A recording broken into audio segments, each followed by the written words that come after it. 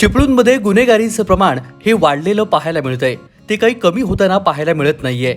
चिपळूणमध्ये गुन्हेगारीचे प्रमाण घडणाऱ्या घटना ह्या वाढताना पाहायला मिळत आहेत. चिपळूण शहरातील बहादूर शेख चौक येथे एकानं सलून व्यावसायिकाच्या कानावरती सुरा मारून त्याला जखमी केलंय. या प्रकरणी चिपळूण पोलिसांनी मुजफ्फर मुजीवर रहमान पठाण वय वर्ष 56 याला तात्काळ अटक केली आहे. ही घटना दिनांक 24 रोजी रात्री 10 वाजण्याच्या सुमारास गणी पॅलेस बहादूर शेख नाका येथे घडलेली आहे. याबाबतची फिर्याद राकेश रमेश चव्हाण राहणार दळवटणे यांनी चिपळूण पोलीस ठाण्यामध्ये दिली आहे. राकेश चव्हाण हे आपल्या सलूनमध्ये काम करत असताना पठाण येथे आला आणि माझी गाडी तुम्हीच पंक्चर केली असं बोलून शिवीगाळ करू लागला आणि मासे कापण्याचा सुरा घेऊन तो अंगावर धावला आणि चव्हाण यांच्याशी बाचाबाची करून डाव्या कानाच्या मागील बाजूस सुरा मारून त्यांना जखमी केलंय. यामध्ये राकेश चव्हाण हे गंभीर जखमी झालेले असून या प्रकरणी चिपळूण पोलिसांनी